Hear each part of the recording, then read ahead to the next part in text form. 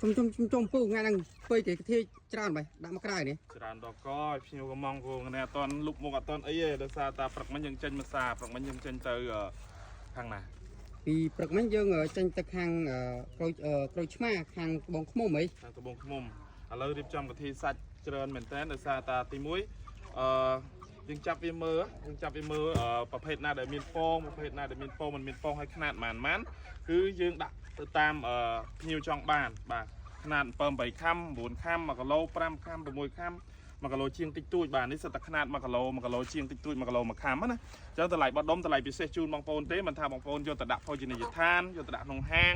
បាទយកទៅលក់បន្តយកទៅធ្វើម្ហូបលក់បន្តគឺបងប្អូនអាចតាក់ទងមកកាន់អាងកទ្ធីសតុកកំពង់ធំបានហើយយើងមានเพจដូចជាเพจកទ្ធីកូនខ្មែរនិងเพจអាងកទ្ធីសតុកកំពង់ធំហើយយើងចាំដោយផ្ទាល់ការដ្ឋានយើងនឹងក្រោយនេះទេអញ្ចឹងបងប្អូនចង់បានកទ្ធីសាច់ឬមួយក៏បងប្អូនចង់បាន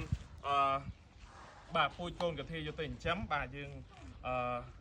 ដល់ជូនបងប្អូនទូទាំង25ខេត្តក្រុងណាបងប្អូនអាចតាក់ទងមកបានធានាថាកទ្ធីសាច់ល្អពងឆ្ងាញ់ផ្អែមសាច់ជាតិណាបងប្អូនធ្ងន់ណាសាច់ណែនល្អមែនទែនអញ្ចឹងបងប្អូនចង់បានកទ្ធីណាបាទតាក់ទងមកទាំងអស់គ្នាតម្លៃបោះដុំតាមបណ្ដាខេត្តគឺពិសេសខ្លាំងផ្ញើជូនបាន25ខេត្តក្រុងធានាថាអីវ៉ាន់ទៅដល់អត់មានខូចអត់មានខាតអត់មានងាប់បាទមានស្អុយអត់មានលួយទេធានាជូនបងប្អូនណាបាទអរគុណច្រើនតាក់ទងមកទាំងអស់គ្នា